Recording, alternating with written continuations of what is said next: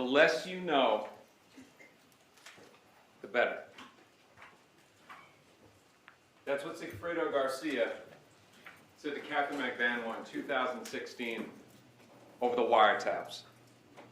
It's also what this government wants from you. Because the more that you know about this case, the more facts, the more you realize that the pieces don't fit and that she is innocent. During voir dire, we talked about Prince Charles, and we talked about perception versus reality.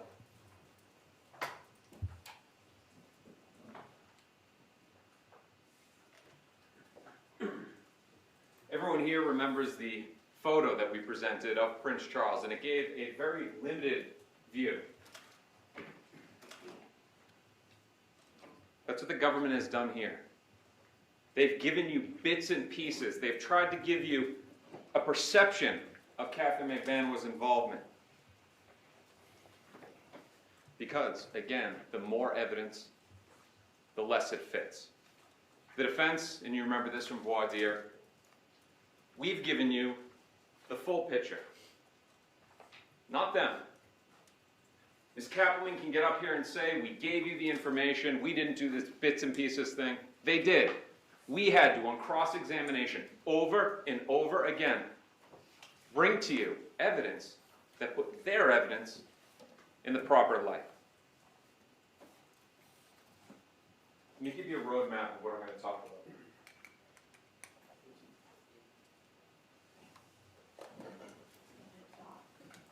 about. Okay.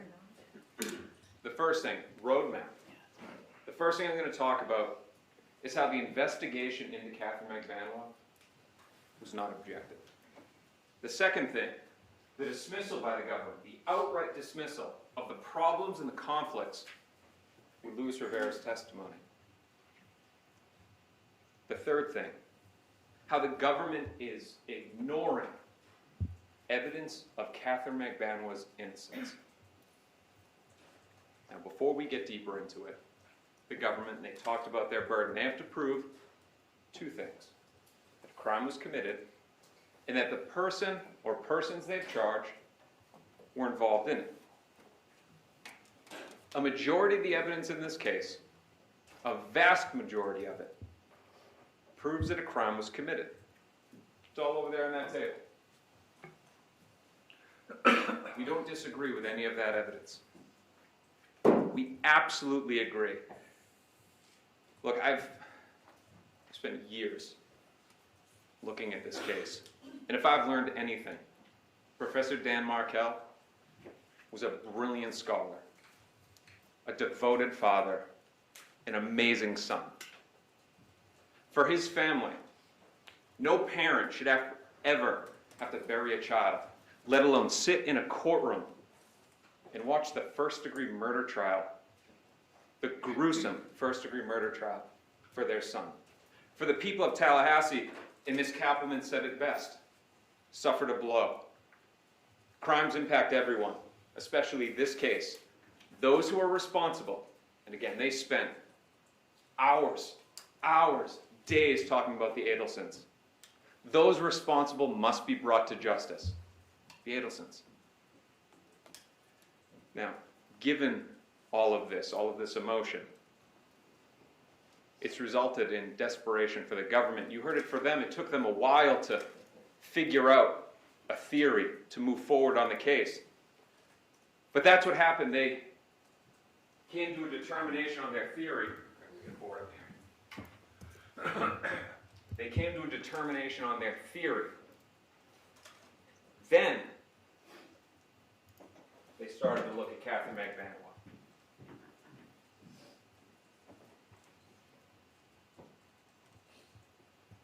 But when they looked at her, they didn't look at her to objectively investigate her. Instead, they tried to build a case around her to force her to cooperate so that they could get what they've been going after for years now, the Adelson family. Someday, there will likely be a jury in this courthouse determining the fate one or all of the Adelsons.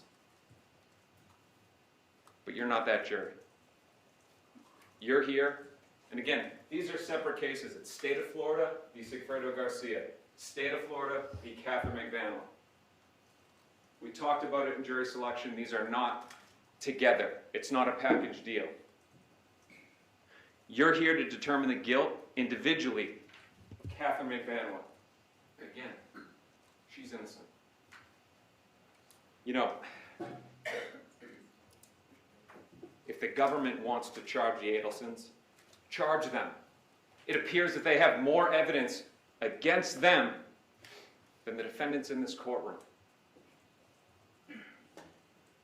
You know, years ago, many, many years ago in our civilization, in times of strife, drought, famine,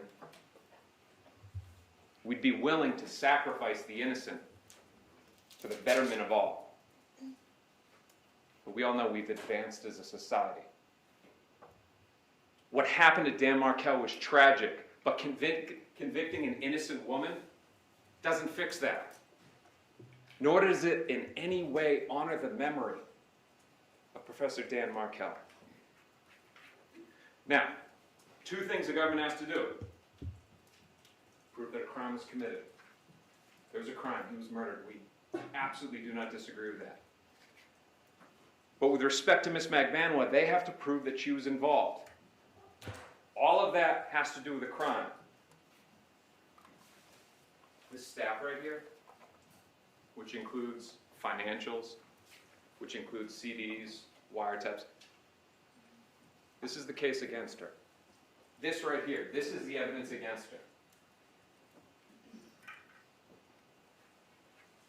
Our first topic.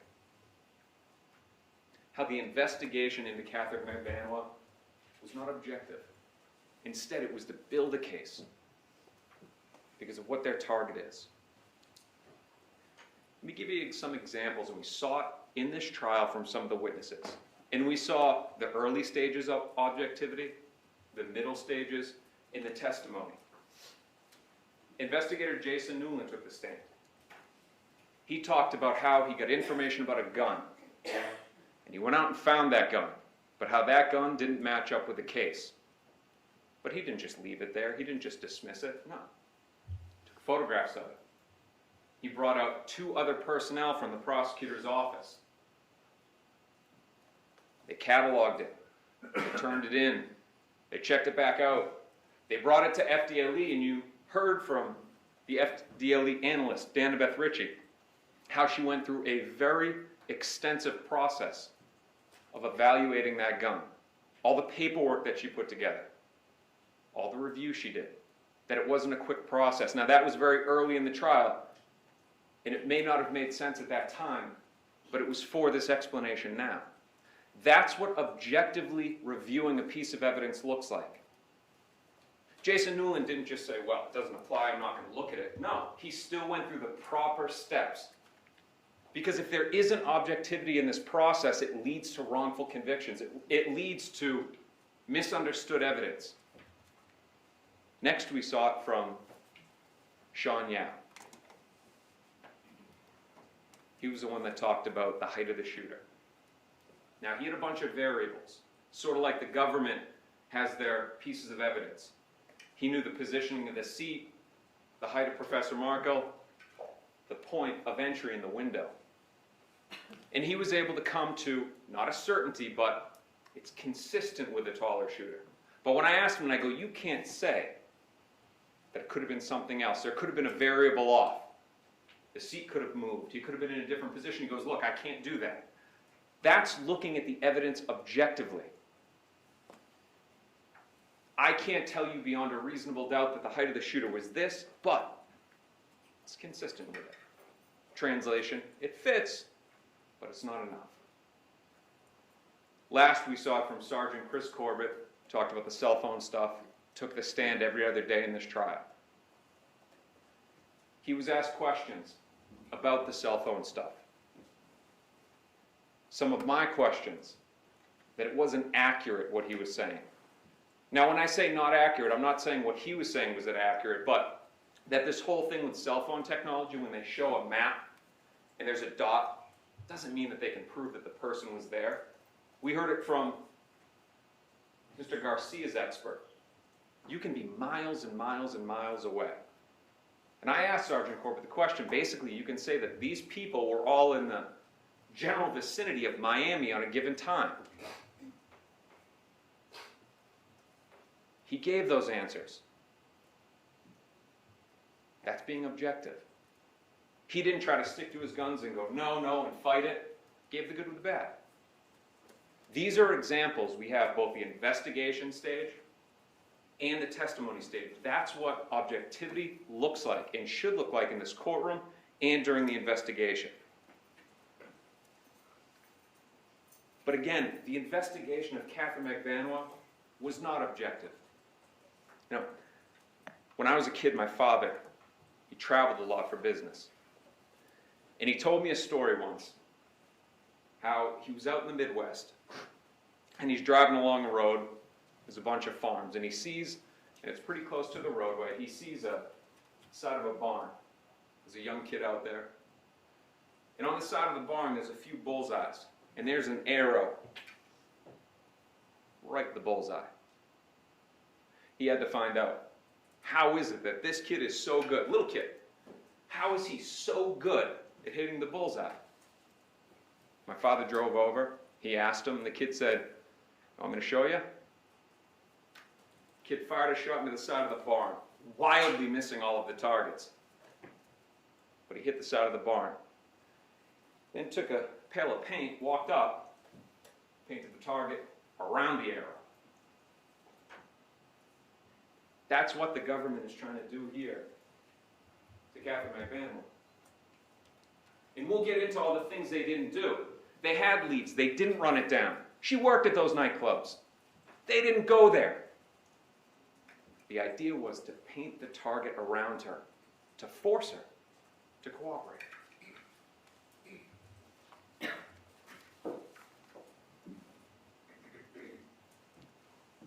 Again, the government came up with their theory that it was the Adelsons. They identified Katherine, built the case around her.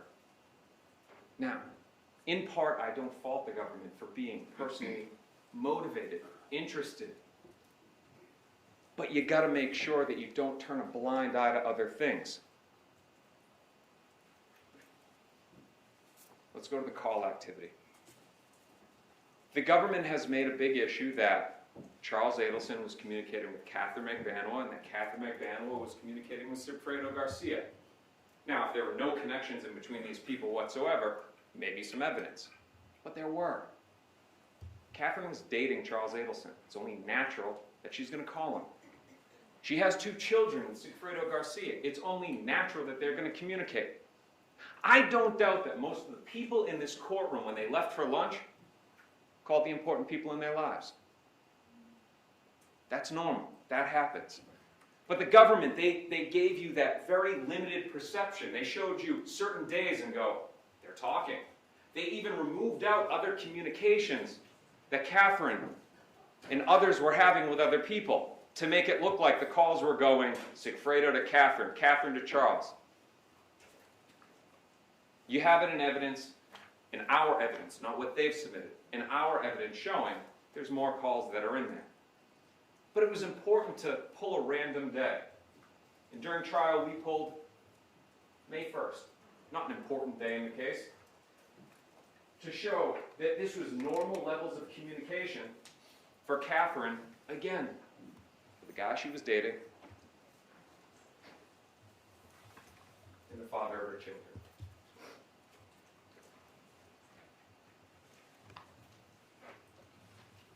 Next, and we're talking about the investigation into circumstantial evidence. Cash deposits. They saw cash in her account, and they presented it to you as unexplained cash. Trying to paint those circles around the arrow, brighter and brighter, thicker and thicker. Investigator Isom took the stand. He knew she was working at nightclubs. Quote, knew. Zero investigation was done. There was no reason, and his answer was, it was an oversight. Agent Sanford, his was, there was no doubt, quote, no doubt, she was making cash tips, which would explain this money coming into her account. But zero investigation was done. No subpoenas sent out. No interviews. The government had the audacity, despite the fact that it is their burden to say in their closing argument, where are the witnesses? Where are the witnesses? As if we have a responsibility. Had the FBI walked into those nightclubs, I have no doubt they would have given answers. But again, they never did it. But why? Why would they not do this? The reason is you go in there and you find out an explanation for that cash, those circles around that arrow start to evaporate a little bit. You lose a piece of evidence. Now you may be thinking, well, if they were just trying to frame somebody, why would they create evidence? Well, there's a problem with that. It's easier to just suppress it, to make it seem like you never knew about it, because you create something, you got a problem. Because there may be something out there later on that will contradict it. We'll see that when we talk about Luis Rivera. It's better to just turn a blind eye like the ostrich with its head in the sand. I'm not going to look at it, I'm not going to see it. It's willful ignorance. It has no place in a murder investigation.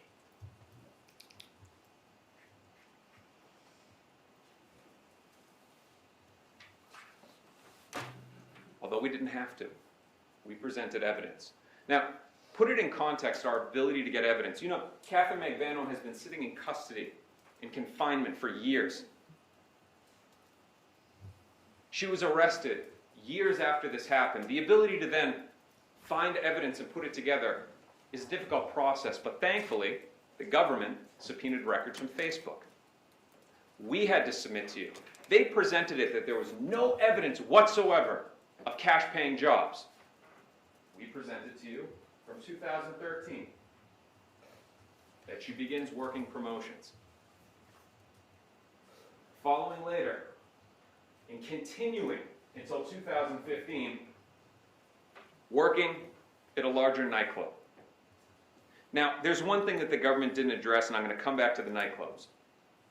The fact that Sigfredo Garcia, during that time, the father of her 2 children, was not working the steady employment he was working later on. And that cash, similar to the $5,000 that was found inside of his car when he was arrested, would have been going to Miss Magbanua for the betterment of her children. Now, the government brought up Yindra Velasquez, but you got to remember what she said. The government has tried to downplay the nightclub by saying bar. How much somebody would make, a couple $100. We're talking about a nightclub in Miami, not a bar, a nightclub in Miami, having special events for celebrities, having big, big, big nights. She worked with Yindra Velasquez at a different location at a different time. In the middle of 2014, Yindra Velasquez said, I didn't know she was working there. Well, you got to remember, during that time, Yindra Velasquez was pregnant with a child. Catherine, her children, were born several years old. They're leading different lives at that time.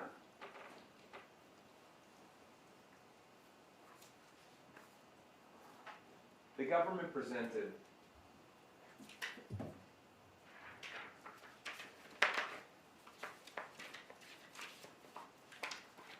a bar chart of deposits. They really started using this late in trial. Put a spike right there. First and foremost, if you're receiving money from a murder, who in their right mind would deposit it? Those are acts of an innocent person, not knowing where the money's coming from. You're not going to put that into a bank account. Did Sigfredo Garcia put any money into his bank account? No. Luis Rivera? No. Those are the actions of somebody who's getting their money from legitimate sources. So, again, the government has put this chart together. They didn't exactly give their specialist, Mary Hull, all the information though. Despite having from Facebook and knowing from investigator Isom and Patrick Sanford, Agent Sanford, that she was working at nightclubs, they just presented it to her and go, these are where she worked, no mention of cash. This is what this graph should look like. And these dates are based on the evidence that we have from their evidence and from the testimony of Ms. Magbanua. Now, the government, in their closing argument, said, well, Ms. Magbanua was not able to answer specific names from work 6 years ago and 4 years ago. Yet at the same time, they're talking out of the other side of their mouth in voir dire saying, well, you know, it's natural. People are going to forget some of the facts. It's okay for Rivera, not okay for Katherine Magbanua. I don't think I need to get in. We know that Luis Rivera has not been in solitary confinement, that he's been in general population. I don't need to get into what it can do to the mind of a person spending 3 years in solitary confinement. Not knowing what day it is, what year it is.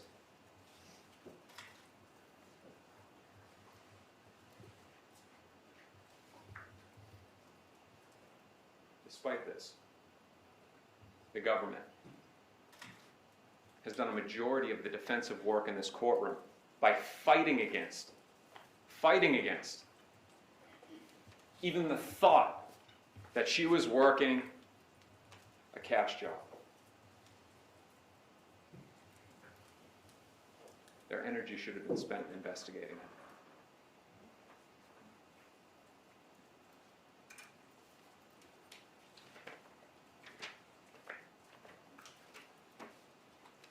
They also brought in Mary Hull for another thing. Now, Mary Hull was brought in. She was given limited information for her expert opinion. She got up on the stand and she talked about the yearly totals. Now, the whole point of this, and it's obvious to all of us, was to say, look at 2013 and then look at 2014. She didn't explain what those dashes are. It was just presented to you. Look at the spike. Painting those circles, bolder and bolder. It wasn't until she was on cross-examination with me that I brought out what I already knew. You don't have records, although you could have gotten them. You don't have records for half of the beginning of the year. Nor do you have it in 2016 for the remaining half. Her response was, well, that's why I put the dashes there. How are we supposed to know what that means? She's the expert. She should have explained to you. You can't compare 2013 to 2014 because you want to know what? We only have half the year. But remember, late 2013 is when Katherine starts working, doing brand promotion. And this government wants to fault a young mother for working multiple jobs, trying to do anything she can, even if it means taking money from Mr. Garcia that may not be from honest places, but not knowing where it's coming from for the support of her children.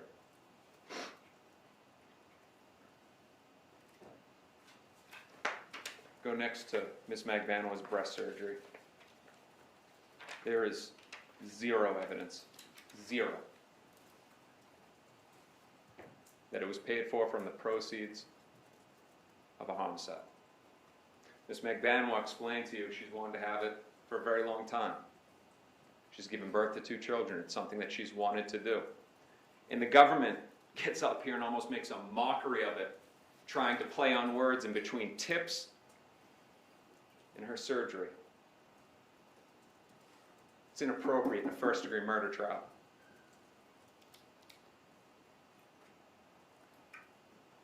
Going back to Investigator Yao, Sergeant Corbett, Jason Newland, and talking about how you objectively view something. You see those medical records, okay, it's a cash payment, there's debit card payments.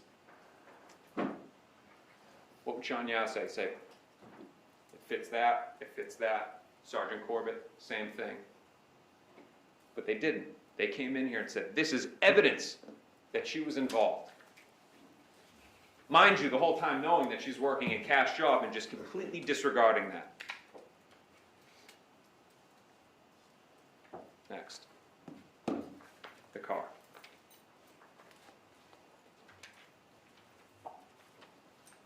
You know, it's interesting, they brought out how Miss Magbanua was arrested in that vehicle.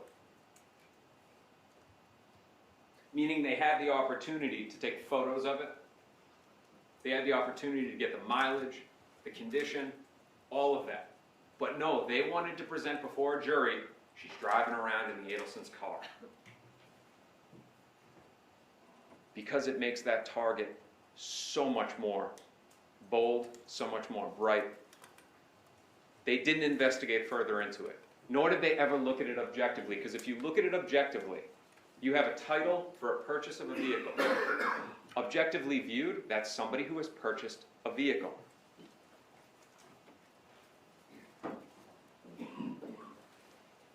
At the end, all you can take from that is that she bought a old, I'm not saying it's not a nice car.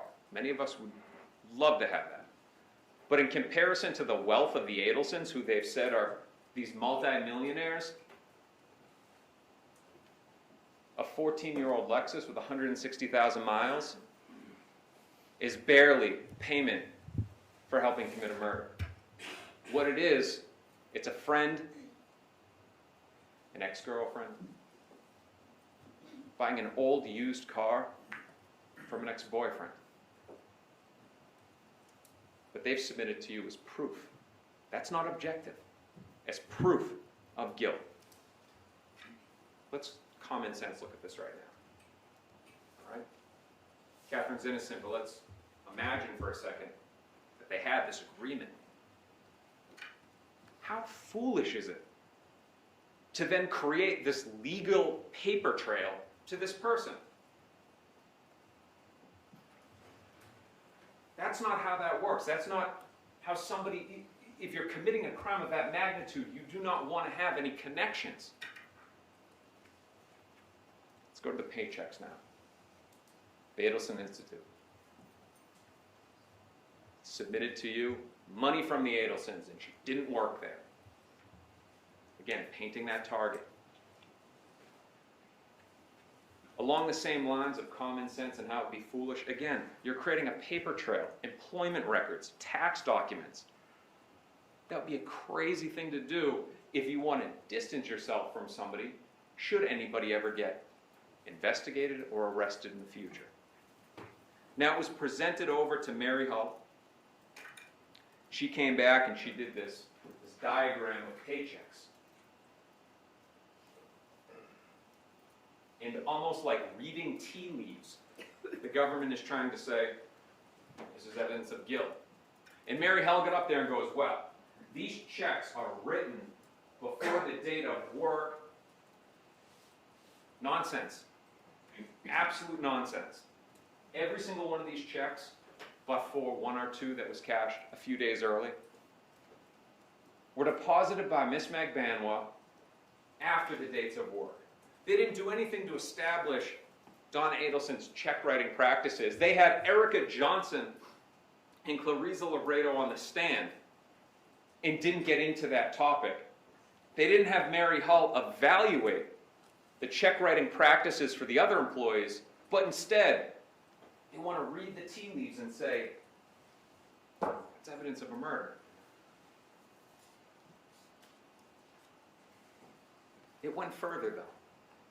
You would think, and we're still on the topic of the Adelson Institute, you would think, you help a family commit this murder that they've wanted so bad, you're going to get some dental work on the house.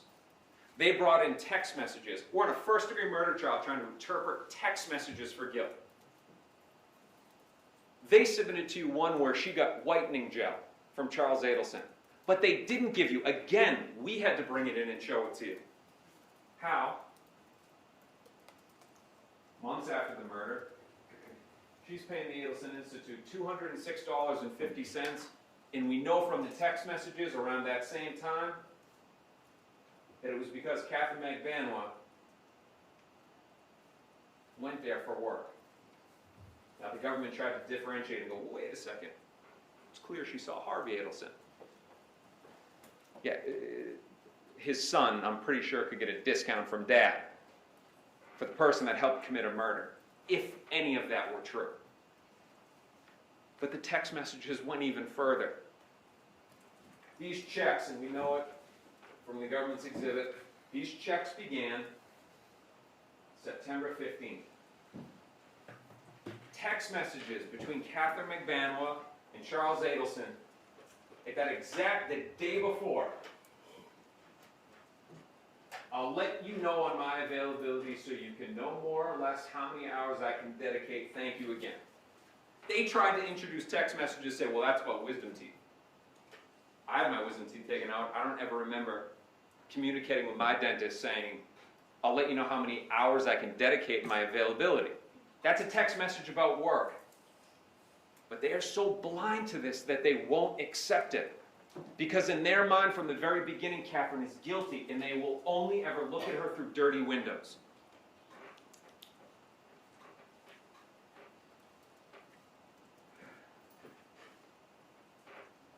The government argued that, well, there was no evidence. They've said that a lot. Well, there's no evidence of it, so it must not be true.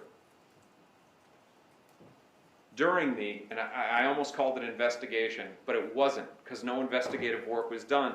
Investigator Isom knew that her job was to communicate with patients, came out on the stand. Nothing was done.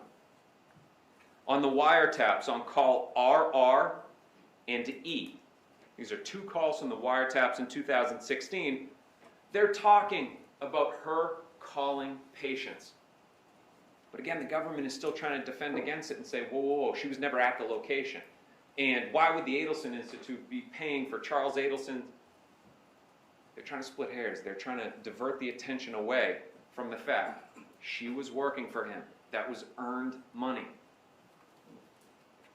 Call E talks about work as well, too.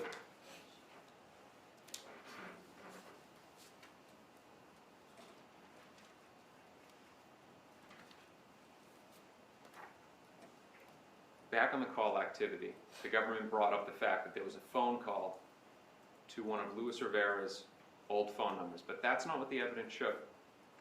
Rivera was on the stand and he said his number was 934-6615.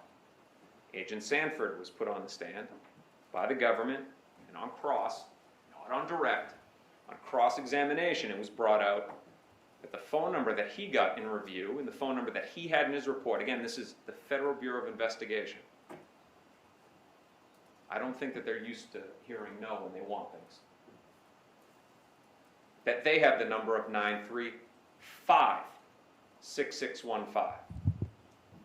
The government still wants to be able to argue and say, well, you know, it's close, it's evidence.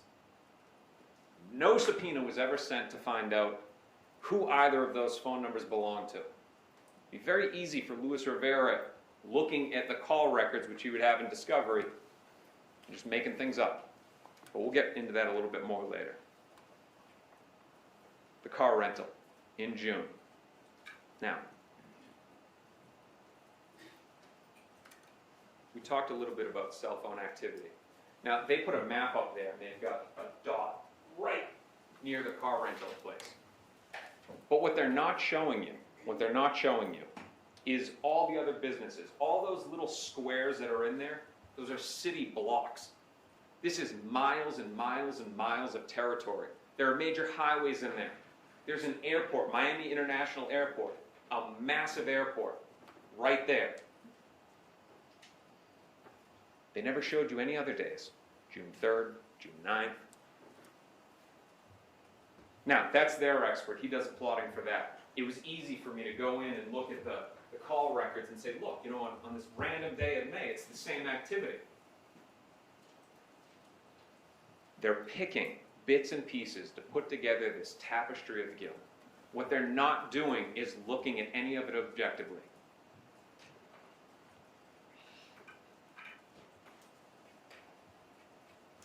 Now, this wasn't enough evidence for them. Admittedly, they didn't have enough.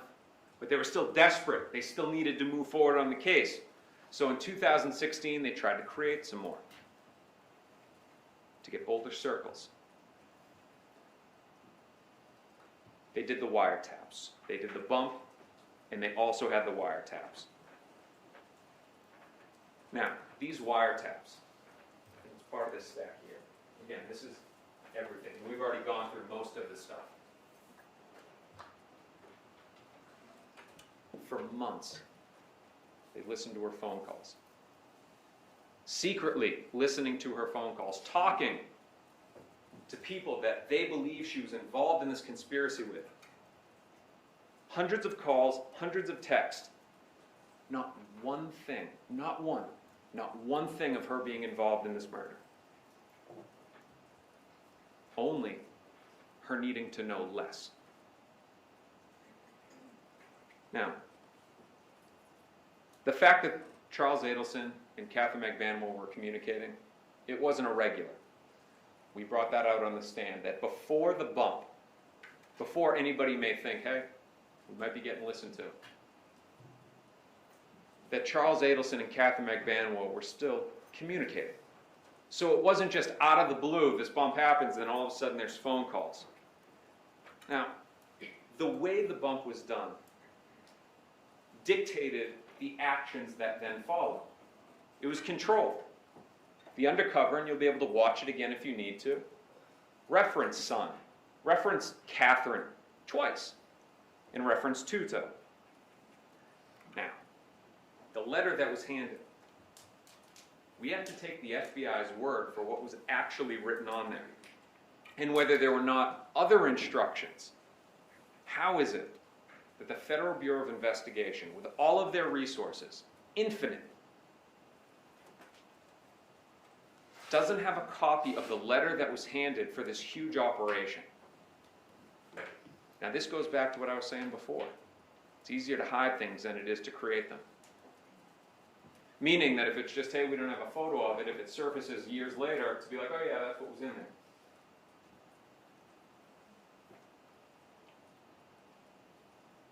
We have no idea of knowing what was written on there and how that then dictated the actions that then followed. But the government wants you to take it as evidence of guilt. Now again, there's nothing in there talking about Katherine being involved in any of this, but they want to interpret action and inaction, what somebody would do, as if there's standard protocol for such a situation. The response from Agent Sanford as to why there was not a copy of it, it slipped their minds. Now, had the bump been uncontrolled, had it been that they just handed the piece of paper, $5,000, and then you had that communication, that would be evidence of something.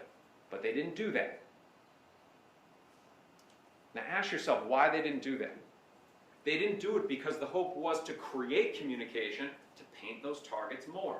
The proper thing to do, the objective thing to do, hand that flyer and see what happens. Plant that seed and see what happens. Whatever they say, tickle the wire and see what happens. Not give instructions on what to do. I submit to you that Katherine was being used in those communications by Charles Adelson, who, as Katherine said, definitely involved.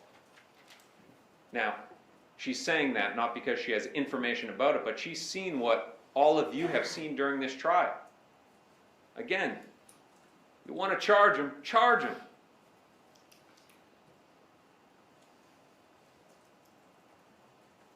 In the first 3 phone calls, and we know this from Agent Sanford, that Charles Adelson says to Don Adelson, don't talk in the apartment. Now, it's easy to understand what that meant. Don't say anything that's going to get us in trouble. Now, the government talks about WhatsApp and how people can be communicating from WhatsApp when it helps their theory, but when it doesn't and it explains things, disregard them. Donna Adelson assumed that the ex-girlfriend was the most recent ex-girlfriend. Look, if I say to my mother, my ex-girlfriend, she's not going to think, well, is it one from high school or is it the last one? It's natural. That's a natural thing that a mother would do. But there's additional communications, there's additional meetings. Charles is not sure, eventually learns that Katherine's name was mentioned. But in that first phone call with Katherine, if they are involved in this conspiracy to commit murder, to be like, look, somebody came up, there would be talk about it, but there would also be, don't say anything. Nowhere in any of those wiretaps do you ever hear, don't talk in the apartment, don't do anything that's going to get me in trouble. It's actually the opposite of that, and we'll get into that in a minute. Now, let's get a little bit more into the action. I can't say why Charles Adelson did what he did, but certain things make sense. Our theory is that him and Sigfredo Garcia had an agreement. Now, the government wants to say that it was through Katherine Magbanua. Our position is it was about Katherine Magbanua. Now, when that happens, the bump happens, Charles Adelson can't call over to Sigfredo Garcia. You don't know. Is he already working with the police? If I contact him, I'm going to get in trouble. I've got to distance it. Katherine, the bump gave him the idea to use Katherine as a buffer. Find out who it is. Call that number. Think about this. He believes, or he's involved in this conspiracy with Katherine, and he's thinking, hey, it could be the FBI, it could be the cops. That he would say, hey, I want you to call that number, knowing that she could say something wrong, she could do something wrong to incriminate him. The reason why he was so confident with having her call is because he knew she didn't know anything.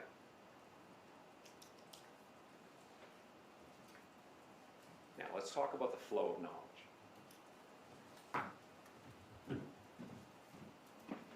Your Honor, let me know if you need to slide this back for you.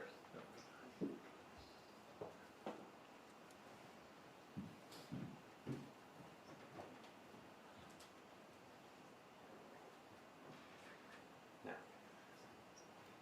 the bump happens with Don Anderson. Happens here. Conveys the information over to Charles Adelson.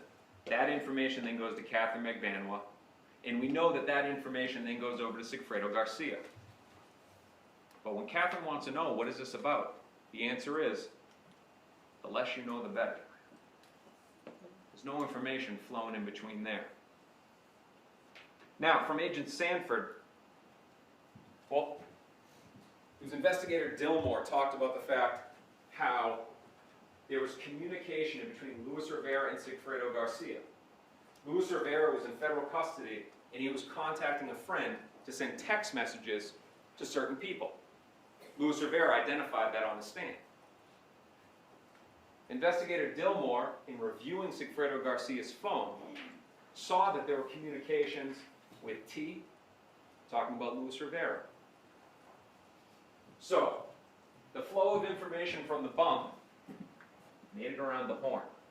One would think that if this is a conspiracy, the information is then going to flow back. But it didn't. Agent Sanford said how there was a point where Charles Adelson was sure it was the cops. And then he tells Katherine. If it were set up in the way that they think it was, that information would have flown back, and Katherine would have been the one telling him.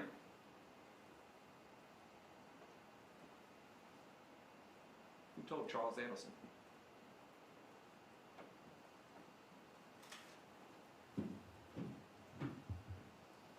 Let's turn now to Dolce Vita. Can't understand any of it, much of it. Katherine got on the stand, she could have lied. Said, well, this is what was being said, that was being said. You can't understand it. This is what was being said, that was being said. Instead, she said, look, I don't remember. To her, that wasn't a conversation about a conspiracy of the murder of his brother-in-law. It was just another day sitting down with Charles where he's talking about how his family is getting harassed and how her name had been put into it. She did tell you, I didn't discuss a murder with him. And the government showed a clip of it and tried to say, well, he had that paper. You all saw it. He had that paper, if it even was the same one, and had it in his lap. Never showed it to her. The very little portions that you can make out of it, what it is Charles giving hypotheticals of what Katherine should do and say to scare off the person. And he's mostly describing himself. Be afraid of me, because I may come back, I may do something. But it was like all the other times for Charles, it was just him talking and talking and talking. Now the government brought out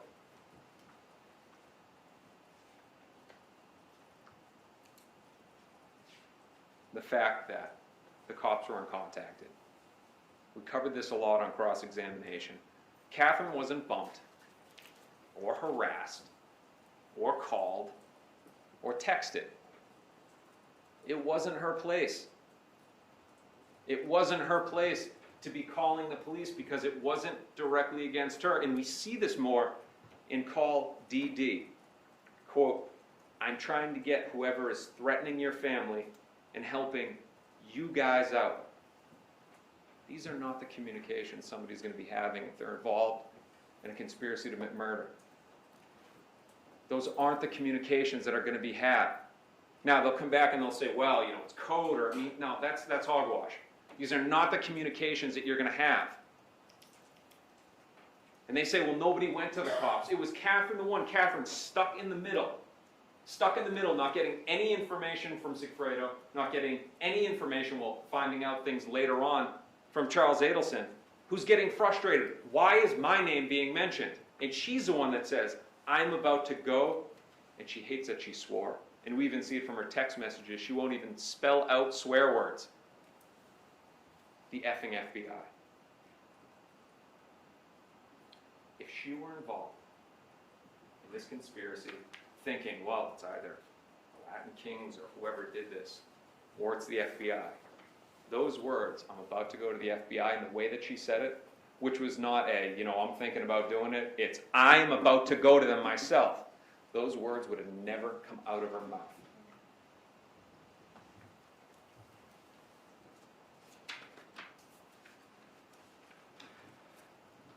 Even at that point, it wasn't enough.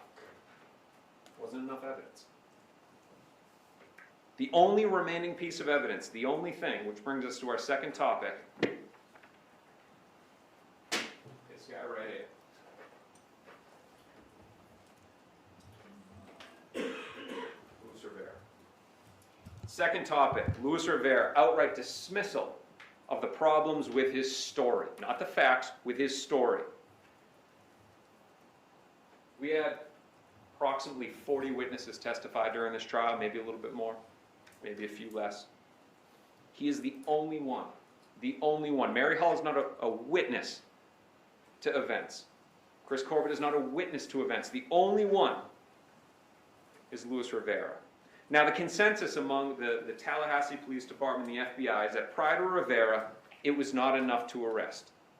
Now, arresting somebody is a much lower standard than trial. There's a big difference between probable cause to arrest, which you heard about during trial, and beyond and to the exclusion of every reasonable doubt. Rivera cooperated. Now, had Luis Rivera said Katherine Magbanua's name in August, when they were doing this communicating through cans and lines, where Luis Rivera's in the other room with his attorney, and his cavalman's in the other room, if he had said Katherine at that time, she would have been arrested the next day. But it wasn't until he finally realized, well, I've got to give them more. We'll talk about that in a minute. I've got to give them more. Because Luis Rivera couldn't say, well, yeah, Sigfredo Garcia was involved. That wouldn't get him a deal. If he wanted a deal, he had to give them something. He cooperates. The very next day, Katherine is arrested. To convict Katherine Magbanua, Katherine is innocent. She is innocent of all three of these charges. To convict her, you have to believe Luis Rivera, a man who cannot be trusted. His testimony was a convoluted mess, full of contradictions. From that convoluted mess, you can take two things, and only two things that apply to Katherine. Again, I don't doubt that this guy was in Dan Markel's driveway, not for a second. But the information that he gives against Katherine Magbanua, it's only two things. That he heard some phone calls, and then on July 19th, Katherine paid money. Now the heard calls thing, That's an easy lie. It's an easy lie for him. He has the reports. He has the police reports. And from Agent Sanford, we know that the basics, and from Sergeant Corbett, the basics of the travel, the communication, that was in those reports. And he would have that information. Plus, he knows Sigfredo Garcia's habits of communicating with the mother of his children. Easy, but he failed. He said that on June 4th, on the trip up, that Katherine Magbanua and Sigfredo Garcia were constantly on the phone. The answer to that? To quote Chodrick Nobles, nope. Sergeant Corbett got up on the stand, and he showed you that there was a 29-second phone call. Throughout that entire time, there was a 29-second phone call. Again, this is Luis Rivera trying to give them something to get that deal. Let's go to 719. Another easy lie. He has the reports. He has the details. The general vicinity of people and places. It's easy for him to build his lies within that framework. But another fail. He said, oh, Katherine called me. Now, he knew that there was phone communication, but he didn't know the specifics. Katherine called me. Again, wrong. Sergeant Corbett got up there and he goes, no, it was Luis Rivera calling her. The government will get up here and probably say this is a minor detail. It's a huge detail because these are the pieces of evidence that Luis Rivera is giving. And Luis Rivera is the sole witness against her. He also said that he was at the barbershop, over at Ray's Barbershop on Biscayne. Wrong. He was in a different municipality. He was over in Miami Beach, and we know that from the record. So how and why? How and why did all of this happen? The guy was looking at the death penalty. The evidence against him strong. The evidence against him strong. He's already doing 12 years. Meanwhile, the government, desperate to do something with their case, and they cut a deal. Now again, he'd get nothing for naming somebody who they already have. Sigfredo Garcia was arrested alongside with Luis Rivera.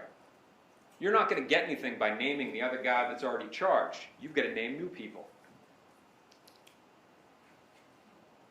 Desperate government, desperate Luis Rivera, they come to a deal where, and Mr. Zanganeh got up here and said that it would be about 19 years. No, remember, with gain time, he's only going to do a percentage of that. Do 12, maybe 12 in federal custody. Then there's 7. Maybe he does another 4 or 5 years. For a guy like Luis Rivera, that's just a cost of doing business. That's a cost of being a criminal. That's expected. Now, this whole thing about threats, that, you know, because he snitched, that he's a threat. This guy's been the boss of a gang since he was 15 years old. Different rules apply to him. Clearly they do, because he's in general population and he hasn't been touched.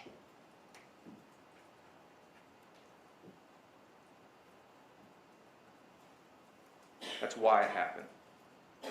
But how did it happen? Again, I've gone over it, but it's worth going over again one time of how Luis Rivera was able to do this.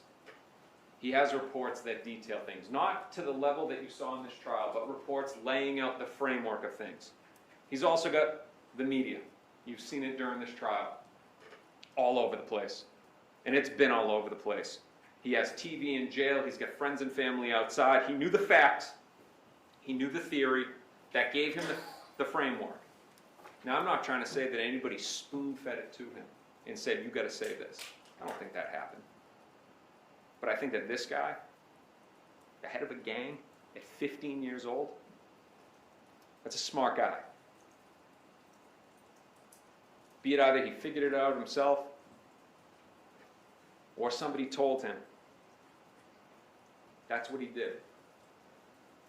But he could only think one-dimensionally. He couldn't see how this would contradict other things later on because the information he had was limited. the direction of the calls, the cell site data, that was done on the stand here. He had the basics of it. But it's when you get into the details that you realize there's no way that he's correct. Now, remember, he knew the theory. They want Katherine.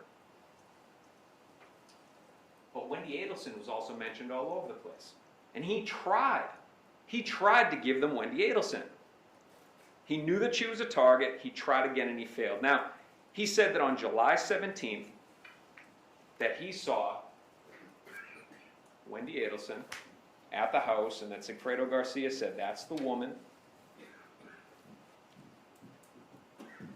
But his story, and this doesn't happen with the truth, you usually get more of a story at the beginning, and then your memory fades over time. But his apparently got better over time, because his original statement was, I saw Wendy at the house. Then it was with the kids. And then most recently in 2019, it was, I saw Wendy with the kids and they walked into the house on Trescott. Now, we're going to come back to that in a second, but why would Luis Rivera be doing that? Why would his story be so motivated? He may have been on that witness stand, but in his mind, he's still at defense counsel table. Because the government still has him. It's within their power to say whether Luis Rivera has lived up to his end of the deal, whether they want to violate him or not. Now, this whole thing about the violation of probation, Luis Rivera didn't know about that until we told him. They didn't tell him, his attorneys didn't tell him, nobody told him. So there's the additional fact that he needs to make sure that he's not at odds with the state of Florida, because they can still potentially get him for 15 years. Back to July 17th. His story is now he sees the kids walking into the house. It's not possible. Doesn't matter who told him what. He's trying to give up Wendy Adelson because he knows that's going to better his deal. But it's not possible. And we know that. And this is part of the stipulation. That on Thursday, July 17, 2014, the kids were dropped off at 8:30 a.m. at Creative Preschool. What other woman with 2 children would be walking into Dan Markel's house with 2 young boys? It's clearly Luis Rivera trying to lie and give up more people, because the more people, look, this guy's ruthless. He doesn't care about sending somebody away for his own good. His life is about taking from other people. He gets a deal by taking from her.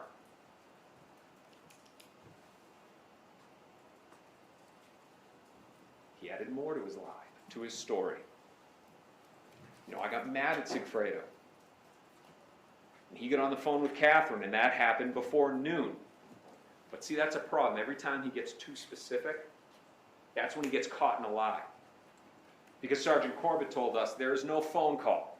There is no phone call from Sigfredo Garcia to Katherine Magbanua before the afternoon on that day. Now, the government, in their desperation, tried to fix this with Sergeant Corbett on redirect.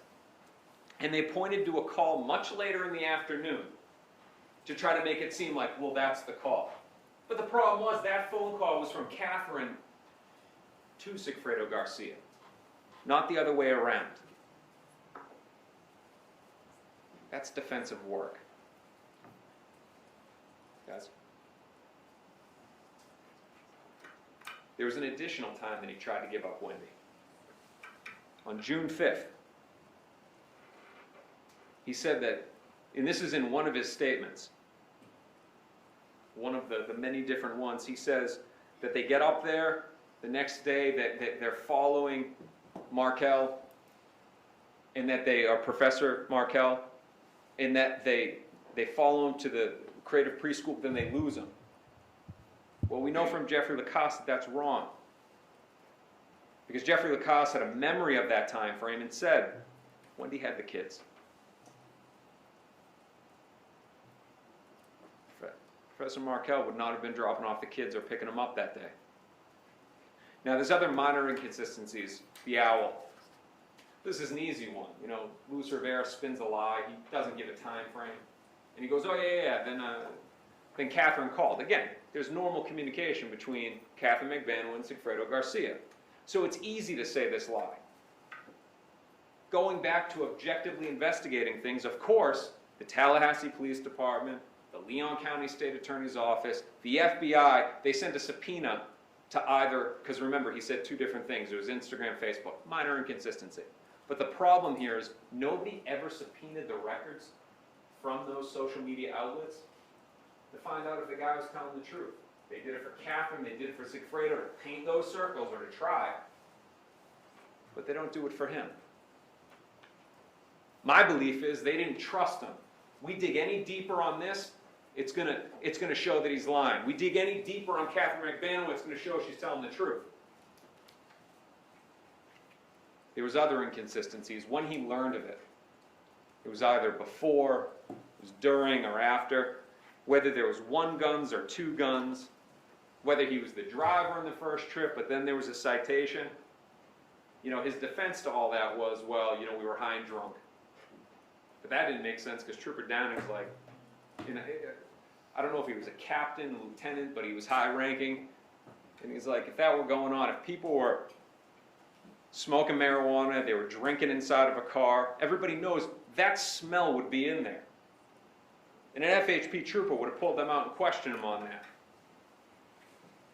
He's doing that as a defense to getting caught in a lie. Because if he gets caught, he can go, hey, I was drunk, I was high. This is not a dumb man. And along that line, he says he can't read or write. That's odd. We know he was driving because of the citation. And I'm pretty sure most of the people in this courtroom know that when you get a driver's license in the state of Florida, you got to take a monitored, written exam. That's a way to defend against the lies. Lewis, we want you to look. I can't read. That guy can read. Don't be fooled. About 40 witnesses in this case. No, one. All of them combined, all of the impeachment combined for all of the other witnesses does not equal the amount of times that this guy was impeached. He's smart, but when you're making up lies, and we all know the phrase, the devil is in the details. And that's where we were able to, by digging deep into what he was saying, to realize this guy is not telling the truth. Who is he protecting? What is he protecting? Despite many, many rehearsals, many times that he gave this statement, he still couldn't keep it straight. Despite help from the government. There's no recordings of some of the meetings. No recordings. Why would that happen? That's inexcusable. The Tallahassee Police Department doesn't have a policy that you can't record. The FBI, Agent Sanford said, well, you know, it's our policy, we don't record under certain scenarios, but you always do a report. And when he was confronted with that, no, I didn't do the one person he interviewed where there's no recording and no report. The only time. They don't even trust him. They don't even trust Luis Rivera. But these prosecutors want you to trust him. This man can't be trusted. Investigator Isom, thankfully, did a report of one of those meetings. And he said how at the beginning Luis Rivera was sworn in to tell the truth and the whole truth. But he didn't say anything about a third trip. He didn't say anything about Wendy walking into the house. That came out years later. And he never said anything about King Little Anthony. Now this government, in their defensive work, has tried to say, hey, it has nothing to do with the Latin Kings. They're trying to protect their convictions. He's trying to protect his brothers. They're trying to say that there's no connection to the Latin Kings, but then Luis Rivera is saying King Little Anthony went up on a trip. Well, that's a connection. No investigation done. Nobody ever met with him. Nobody ever tried to find him. Conveniently, he's now dead. And nobody will ever know. Whether Luis Rivera was telling the truth or not about this guy, I have no idea. But all I know is that this government didn't do anything with it, and they're trying to fight against a connection when clearly their star witness is saying that there was a connection.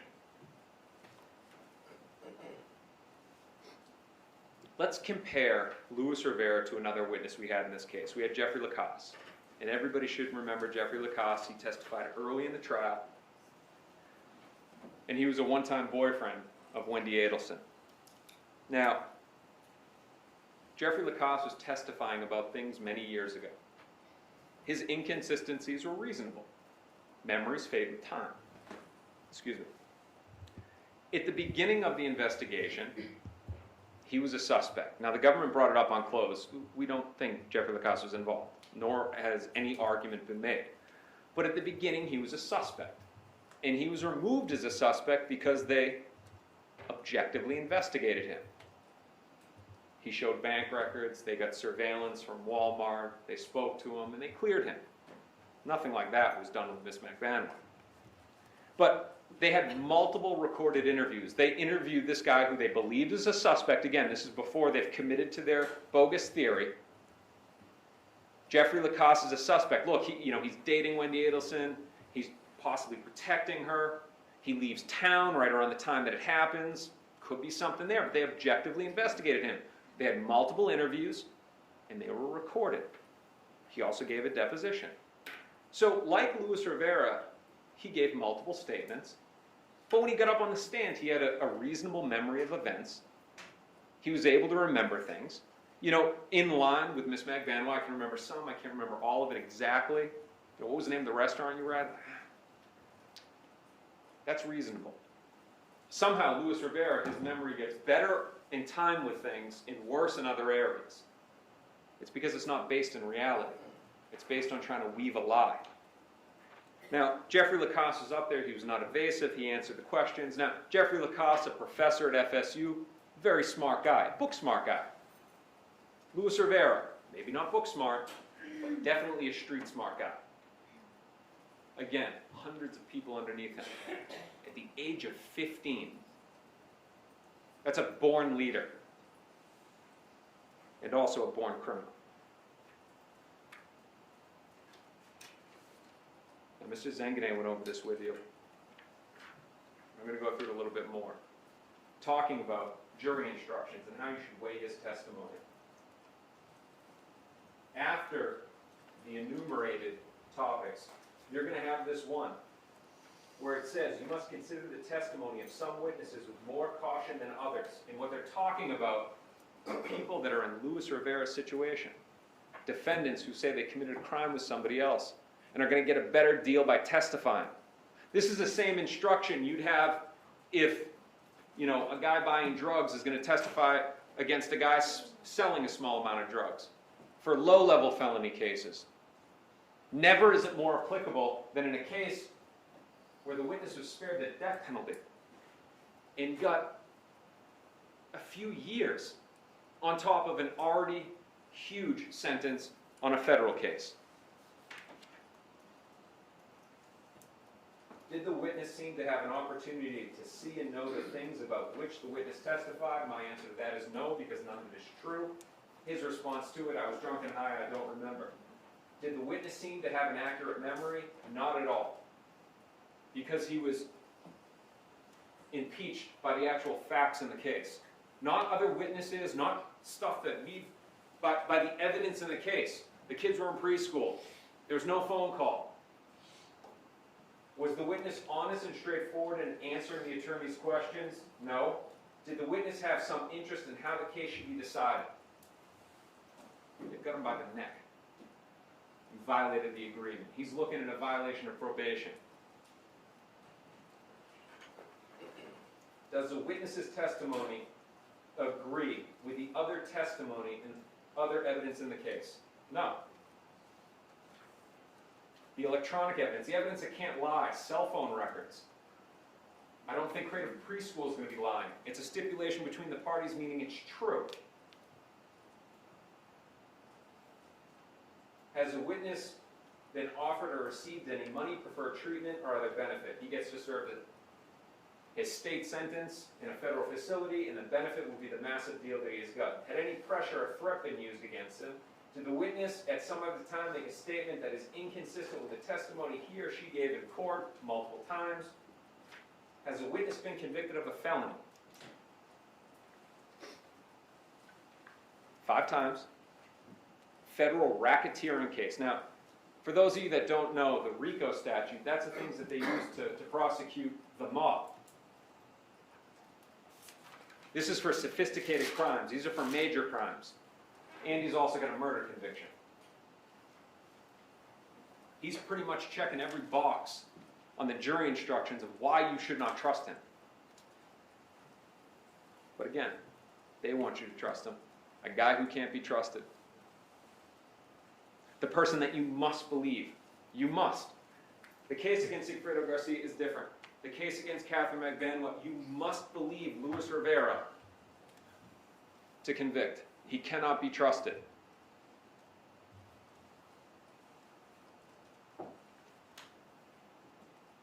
We talked about that pile being a crime was committed, this pile being the evidence against Katherine.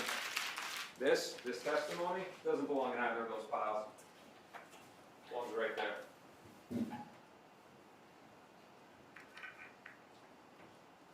Let's go back to the how and the why. Rivera, we've reviewed it. How and why are we here in trial? The government, desperate. If you're going into a different area, we're getting pretty close to needing a break for the jury. Different area, perfect time. Thank you. Take 10 minutes. Still on the topic of Luis Rivera. The government brought up how he got, although he got most of the things wrong, he got some facts right.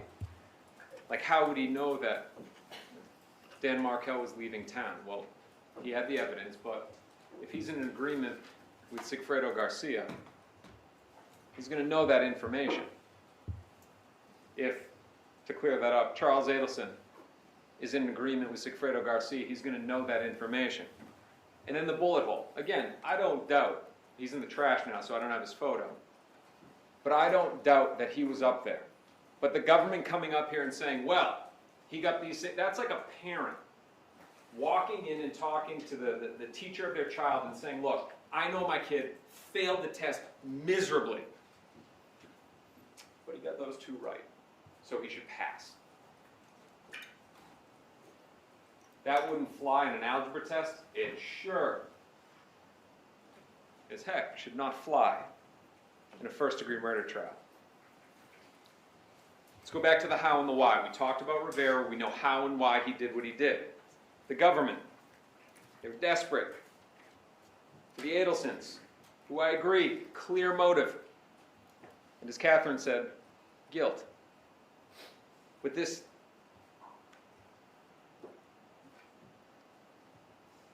I want to feel and I want to think that it was not a matter of we're going to paint a target, that it was more a matter of their judgment being clouded. That it threw their focus off, that they then make a deal with the shooter. And we'll get to that. Luis Rivera was the shooter. Wendy Adelson, as we saw from their presentation, the one with clear motive, their witness.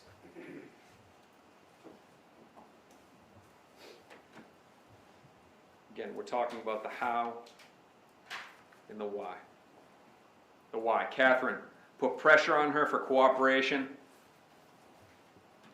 then we'll get our case. What they didn't count on, however, is that Katherine Magbanua was innocent. And here we are in trial. Now the government, during their cross-examination of Ms. Magbanua, offensively made the comment of a payoff. First, you know this, what attorneys say is not evidence. It's a sign of their desperation. There's no evidence of it. It was a baseless attack to try to plant a seed in your mind that she's sitting up there and testifying and has taken this case to trial for other reasons. It's also offensive because there's no amount of money that you could pay a mother of 2. I'm not a mother. There's no amount of money that you could pay, but I know this. There's no amount of money that you could pay a mother of 2 to risk never seeing her children again. So let me get this. Their thought is that Katherine sacrifices seeing her children so that Wendy can be with hers. They can't see it. They can't understand it. That she's innocent and she wasn't involved.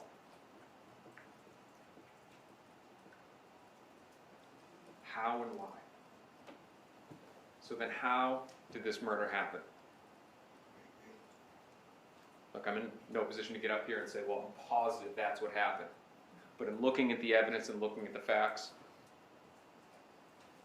there's a more reasonable scenario of what happened.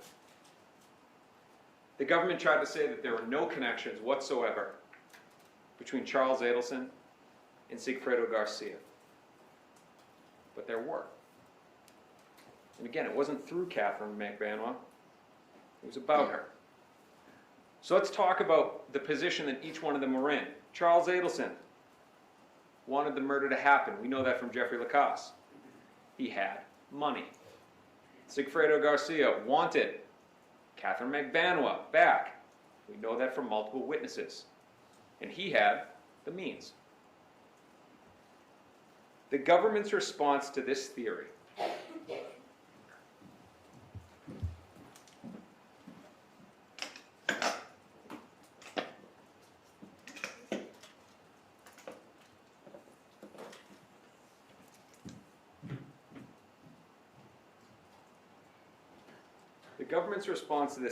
is that there's no evidence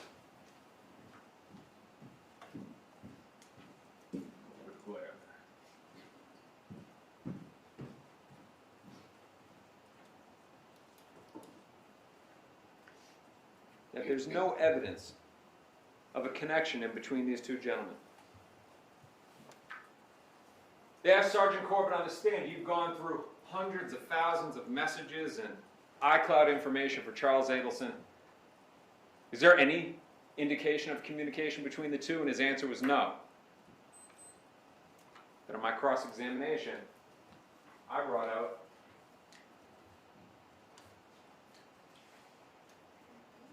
weeks before the murder, months before the murder, there was an indication of communication. Now, I'm not trying to say that communication happened that day, but it was clear that Sigfredo Garcia was trying to get in contact. And Katherine Magbanua, through her messages, knew that. To get in contact with Charles Adelson. Now, their response is, well, there's no cell phone communications from the numbers that we have. That presupposes that the communication would have only happened over the phone, or that there would have to be connection. Maybe, wild thought, they were communicating through other means because it was talking about a murder.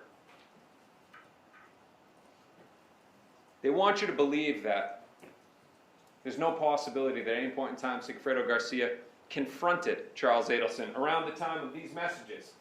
He's driving me crazy about his objection about the two of them being together. They believe he walked into a garage and shot a man in the head, but that he doesn't have the ability to confront the man that's standing between him and the woman that he loves.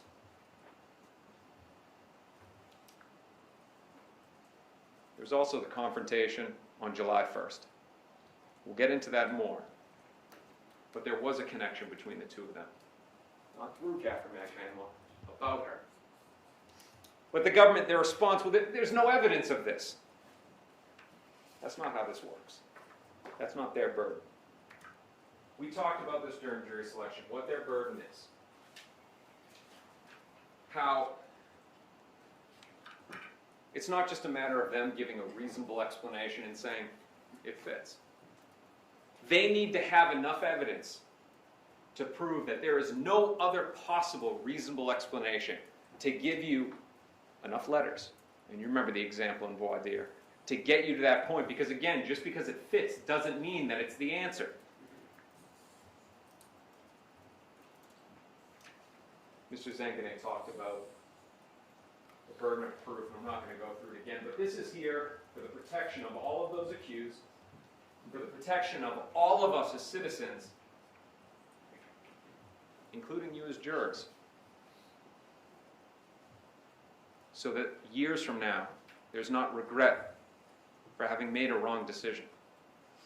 That's why, those are the reasons why this burden of proof is so high. Third topic, Katherine. Evidence of Katherine Magbanua's innocence that's just been pushed to the side.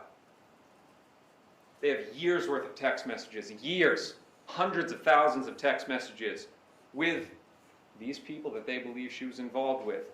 Nothing about involvement in a murder. Wiretaps, months worth, hundreds of hours, nothing. Her actions.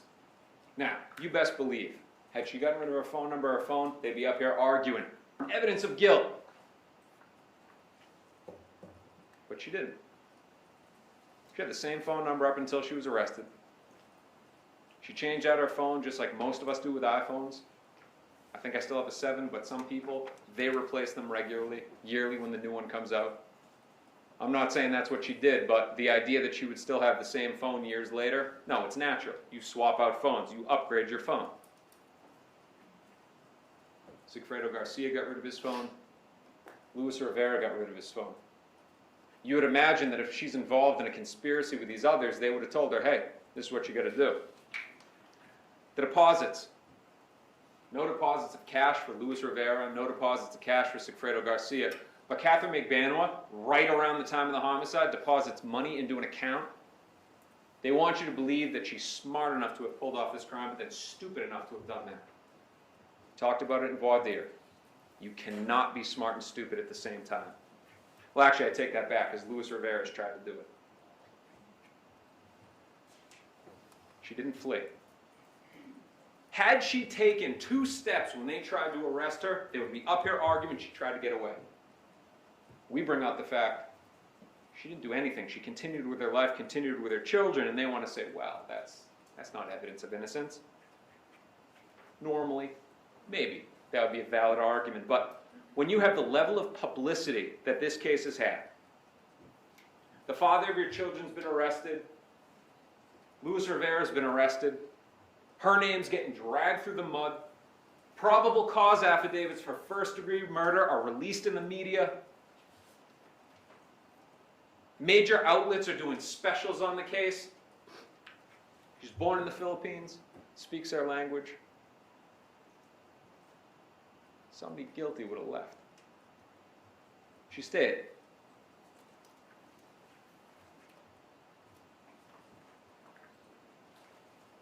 Let's go back to Luis Rivera. Violent gang leader. The lead investigators and agents on this case tried to dance around and go, well, I don't know about that. Charged with murder, head of a gang since 15. Violent gang leader.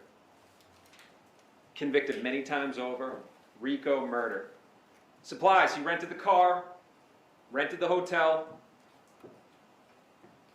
bought the bullets that entered Dan Markel's head, bought the gun that fired those bullets. They made a deal with him. No death, do a few more years, didn't tell him about the violation of probation. A couple of years for that guy. Katherine Magbanua, college graduate. First time through the system. Miss Kappelman herself said, and it came out in evidence, as the key to her own freedom. If she were willing to cooperate, if she had any information, which she does not, they would probably give her the key to the city.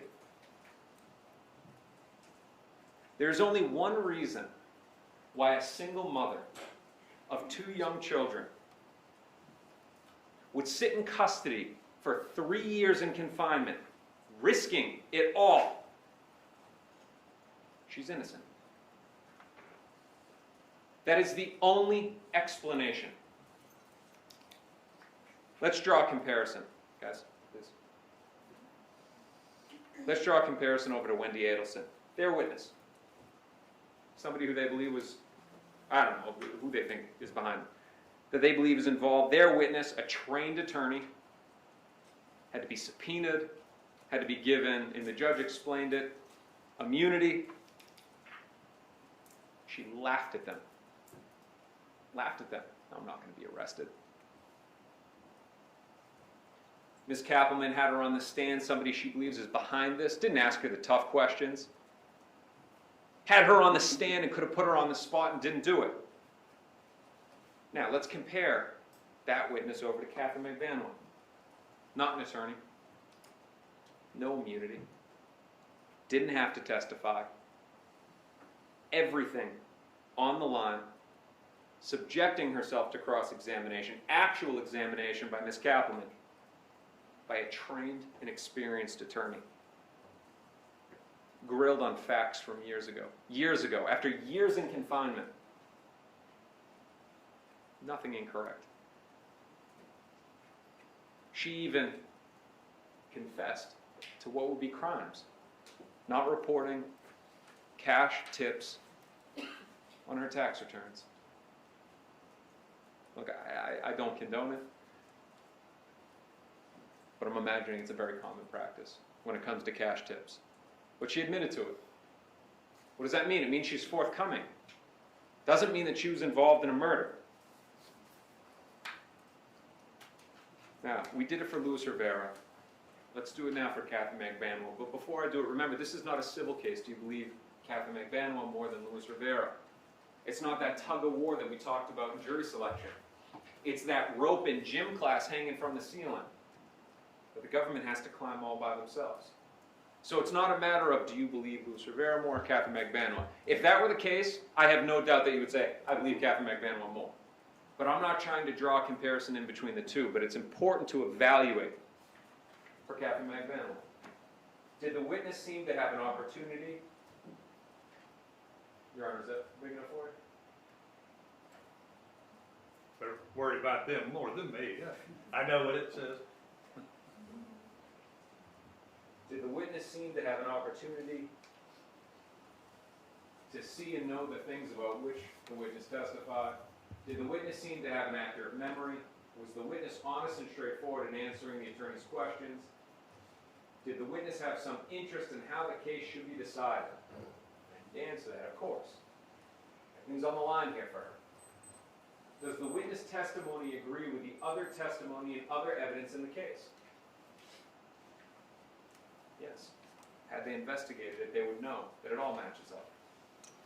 Has the witness been offered or received any money, preferred treatment, or other benefit in order to get the witness to testify? No. Had any pressure or threat been used against the witness that affected the truth of the witness's testimony? Threats were made on her, but not in this context. Did the witness at some other time make a statement that is inconsistent with the testimony he or she gave in court? Has the witness been convicted of a felony? Luis Rivera, all those boxes are checked. Katherine Magbanua, they're not.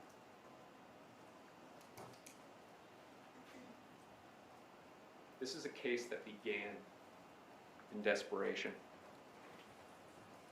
Charles Adelson and Sigfredo Garcia. The connection, not through Katherine Magbanua, but about her. It is no coincidence, that right when the murder finally happens, Charles Adelson, and we know it from the messages, we know it from Katherine Magbanua, ghosted her, broke up with her.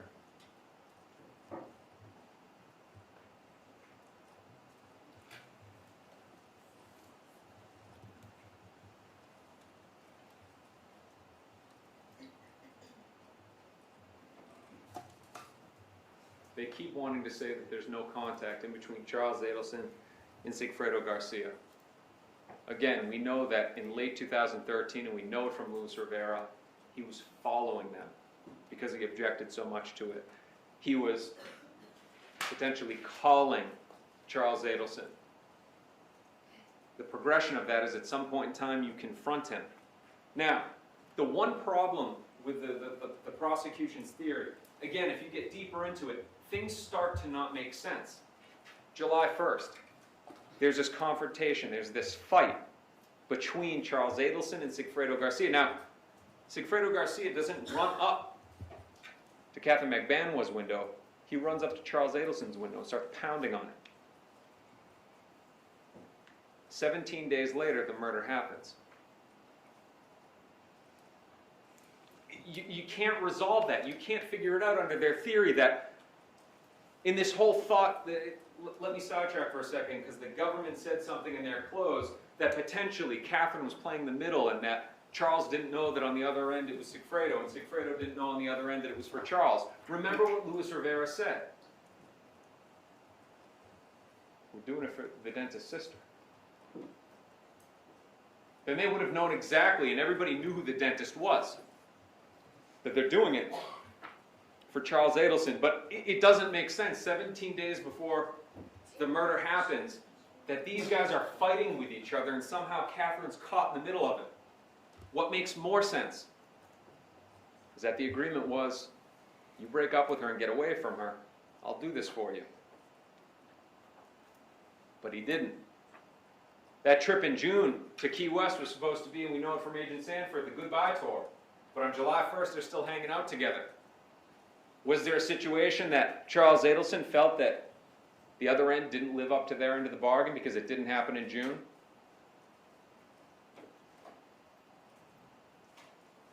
17 days later, after this argument, he's dead, and Charles Adelson breaks up with Katherine Magbanua. Now, again, this is a case that began in desperation and it continued in desperation. Luis Rivera and the government. Rivera, he wanted his life. He wanted his freedom. When I say life, I'm not saying outside. He literally wanted to live because they were trying to kill him. And he wanted his freedom. The government, desperation, wanted to be able to move forward with their theory. Now, their presentation shows this desperation. They gave bits and pieces. Because the more bits and pieces that you gave, the more information, that peg that they're trying to get into the round hole, all of a sudden it becomes more square, bigger and bigger, and it no longer fits. And they were also painting that target. We had to show the rest. The defense, we had to show the rest of that information. Now let me give you some examples of how they did this. The government wanted to draw the connection in between Katherine Magbanua and Wendy Adelson, right? And they presented this photo to you.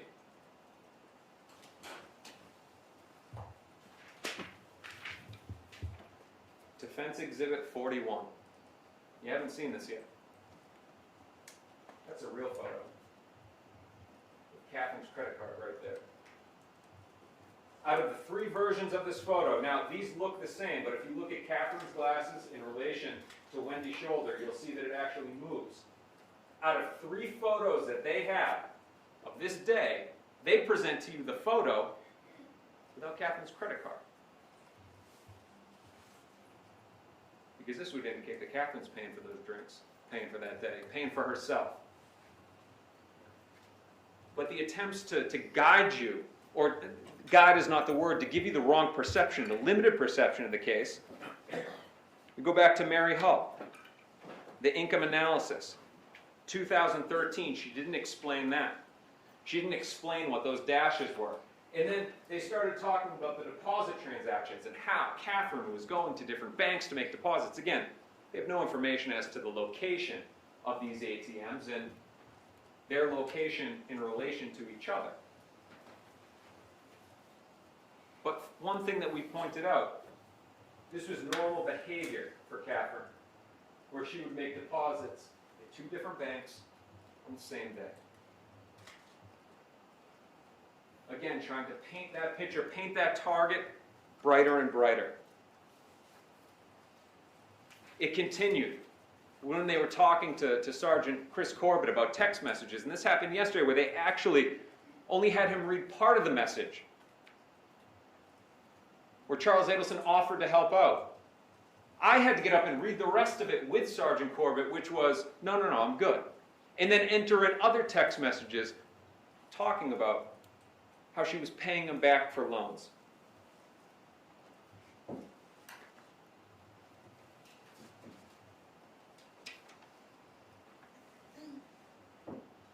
One of the big pieces of evidence from Luis Rivera, what they believe is evidence, that's his story, is the morning of July 19th.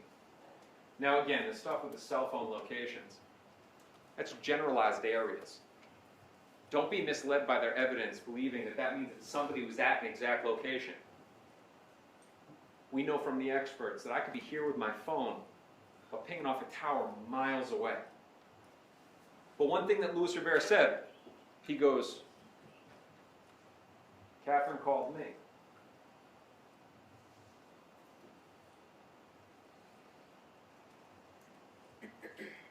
When the government had Andrew Corbett up on the stand, offensively, and this is their attempts to make their case fit, to misguide you, they went and they referenced the 1022 call. They went first to the 1022 call because that's a call from Katherine Magbanua to Luis Rivera. What they didn't do was point out what I had to come up on cross-examination, as if you missed it yourselves, which I doubt, that the first call was from Luis Rivera to Katherine Magbanua. It's offensive that the government, the ones that should be the most transparent and truthful in this, should be presenting this evidence correctly. But instead, they're trying to argue the evidence in a way that fits their theory, instead of just being transparent, objective, and straightforward and giving it to you to make the decision. We had to do that. We shouldn't have to.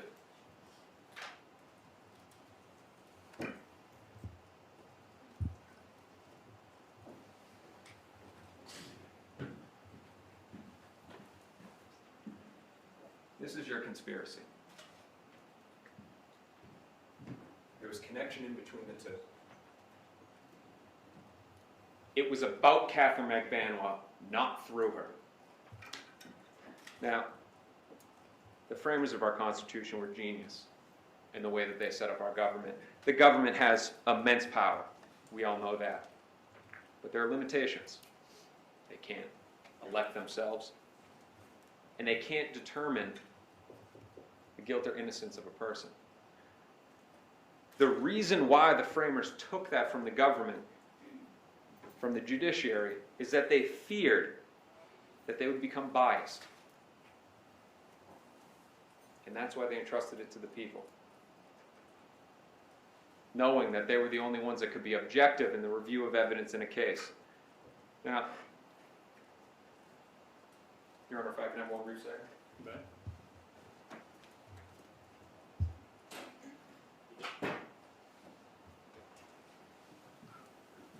The government's desperation, and I promised that I would come back to Luis Rivera one last time.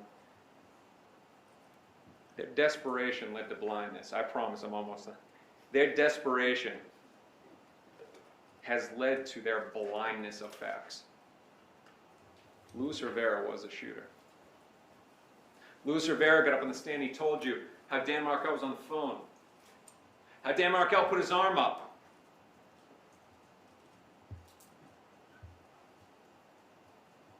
Explain to me how he could see in that dark garage and see all of that. He knows that because he's the one that pulled the gun on Dan Markel and killed him.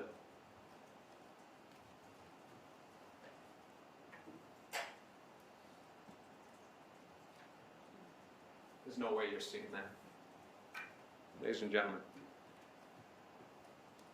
this is what a wrongful prosecution looks like.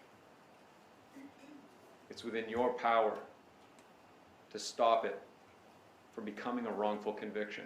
Katherine Magbanua was innocent. She wasn't involved in a conspiracy to murder Professor Dan Markel. She didn't solicit anybody. She was in no way involved with his murder. She's been in custody for 3 years. It's time for her to go home. Thank you, Your Honor.